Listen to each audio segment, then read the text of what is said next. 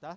Agora aqui no Rio de Janeiro é Renato Gaúcho, não tem mais isso não. Então Renato a gente Gaúcho. vai chamar de Renato Gaúcho aqui, como ele ficou conhecido aqui no Rio de Janeiro. Então ele chegou aqui no Maracanã, o novo técnico do Flamengo, acompanhado pelo vice de futebol Marcos Braz, também o presidente Rodolfo Landim, ficou em uma das cabines. Geralmente o presidente Rodolfo Landim e o vice de futebol Marcos Braz ficam mais lá embaixo nas arquibancadas, observando bem mais de pertinho, mas dessa vez eles ficaram ali em cima, em uma das cabines de rádio e televisão, observando no espaço mais reservado, conversando, observaram ali de cima a partida, sem contato assim mais próximo com o repórter, sem ser abordado de maneira mais direta, ficaram observando ali de cima a partida da equipe e por conta da chegada do Renato Gaúcho, a programação do Flamengo nessa segunda-feira, até a programação da viagem para o início das oitavas de final da Libertadores, ela foi modificada. Inicialmente o Flamengo treinaria de manhã, na segunda-feira no Ninho do Urubu, e aí à tarde viajaria já para a Argentina, na terça treinaria lá para o jogo contra o Defensa e Justiça. Agora o que vai acontecer? Renato Gaúcho vai chegar por lá no Ninho do Urubu amanhã, vai ser apresentado 1h da tarde, depois vai comandar um treino 2h30 e aí na terça-feira comanda mais um treinamento e aí sim o Flamengo viaja para a Argentina para enfrentar o Defensa e Justiça. Tem aquela aclimatação, sentir o Ninho do Urubu primeiro, conhecer todo mundo, funcionários, certamente tem gente lá que ele já conhece da época que ele trabalhou, Denis, por exemplo, tem muito tempo de Flamengo, 40 anos, então ele vai conhecer, rever velhas caras que ele já trabalhou dentro do Flamengo, então vai ter aquela aclimatação do Renato para aí sim colocar a mão na massa e de fato escalar o seu Flamengo já a partir de quarta-feira contra o Defensa e Justiça. Inicialmente o Renato vai trazer seu fiel escudeiro, o Alexandre Mendes, acompanha ele há muito tempo, tem a possibilidade de trazer mais um profissional na sua comissão técnica. É essa a ideia, mais ou menos, desse novo, vamos dizer assim, acabou o cenismo, agora temos o renatismo, que vai começar no Flamengo a partir dessa segunda-feira. Hoje foi um momento de transição, né? O Maurício Souza fez essa transição aqui e que bom para o Flamengo, que foi com uma vitória apertada, sofrida, mas veio a vitória por 2-1 de virada. Um Flamengo que foi bastante modificado até, Bruno. Ali na defesa teve Gustavo Henrique e Léo Pereira, o Ilharão no meio de campo, a Arrascaeta e Everton Ribeiro, na frente Pedro e Rodrigo Muniz. Então, o Flamengo que veio de maneira bastante modificada, o Thiago Maia saindo também como titular. Então, um Flamengo bem diferente, até nos posicionamentos daí a gente deixa para os nossos comentaristas. E para terminar, Bruno, o Gabigol, ele não jogou, teria condições físicas de jogar, mas não jogou porque disputou a final da Copa América ontem aqui no Maracanã, entre Brasil e Argentina, mas lembra aquele probleminha que teve lá atrás, que ele não se reapresentou em Curitiba entre as eliminatórias e a Copa América. O Everton Ribeiro foi lá, jogou a Copa do Brasil contra o Curitiba, mas o Gabigol com aquele edema, o Flamengo queria ver o exame, queria que ele se reapresentasse, não foi?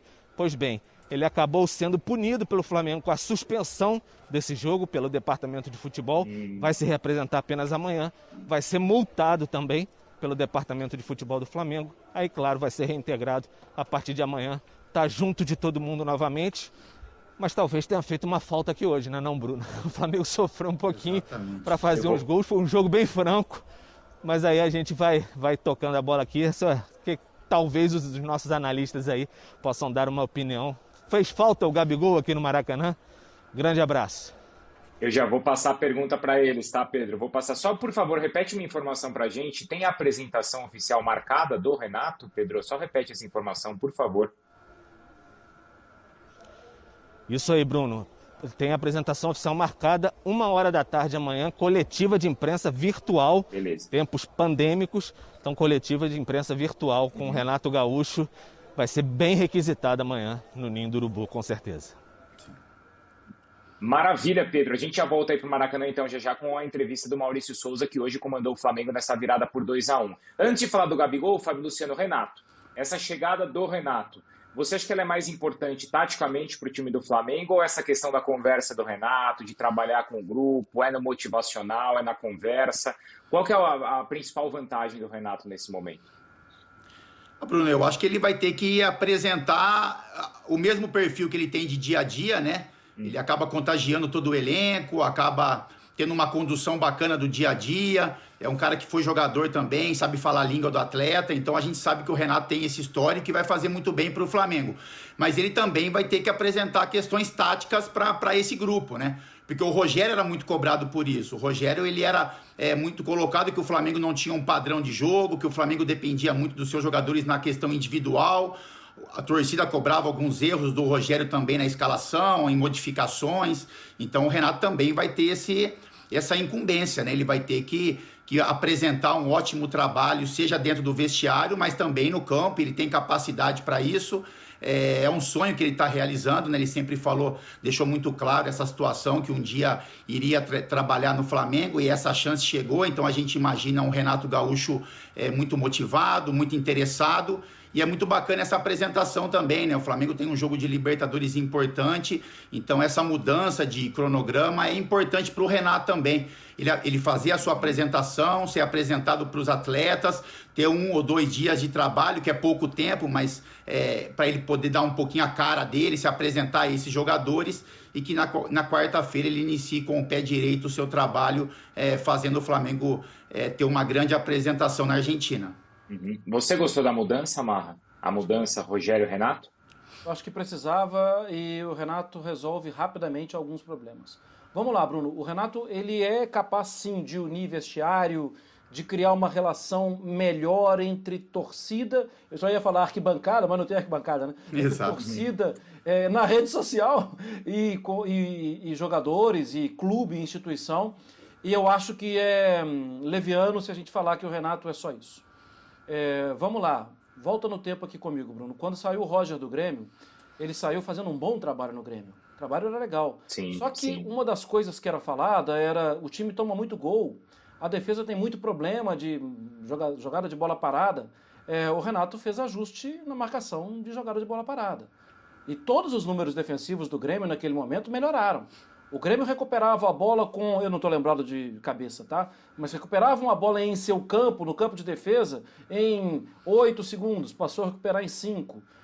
O número de disputas vencidas era maior, de duelos vencidos no 1 contra 1. Na bola alta, na área, os números todos defensivos foram melhorados.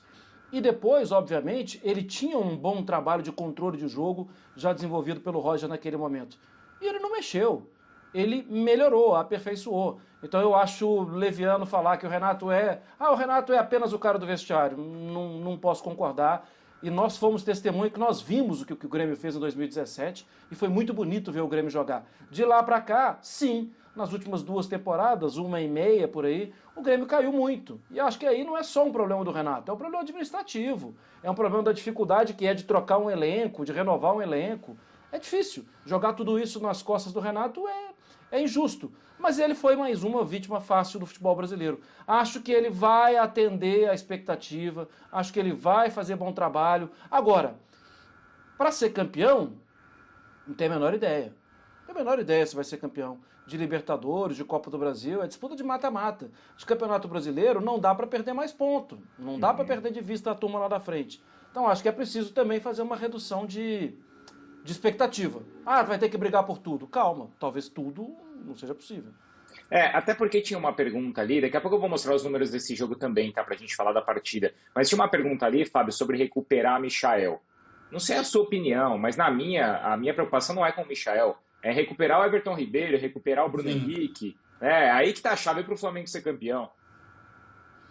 É isso, Bruno. Eu acho que o Michael é um bom jogador para compor elenco, né? Claro. Eu acho que para ele ser titular do Flamengo hoje, eu acho que é complicado e ele também sabe disso. O Michael é um jogador para segundo tempo, para velocidade, é um jogador que tem algumas deficiências ainda que devem ser corrigidas. Acho que o Rogério ajudou bastante o Michael, deu sequência de jogo, deve ter feito algumas correções com ele, deu confiança, mas é um jogador que ainda precisa, para ser titular do Flamengo, ele precisa de um pouquinho a mais. Mas para compor elenco, eu acho que ele é um jogador interessante e mostrou isso hoje, né? Se você depositar todas as suas fichas no Michael, Michael, eu acho que são fichas erradas no jogador errado para serem depositadas num jogo todo. Mas no segundo tempo, no contra-ataque, quando o Flamengo precisar, como hoje, de um jogador rápido pela beirada e um pouco espaço de tempo, eu acho que o Michael tem a sua utilidade, sim. E o Everton Ribeiro é um jogador que o Renato vai ter que olhar com bastante carinho, né? Porque é um jogador importante. O Arrascaeta foi muito bem hoje, o Arrascaeta tem uma regularidade boa, fez um gol importante, o gol do empate,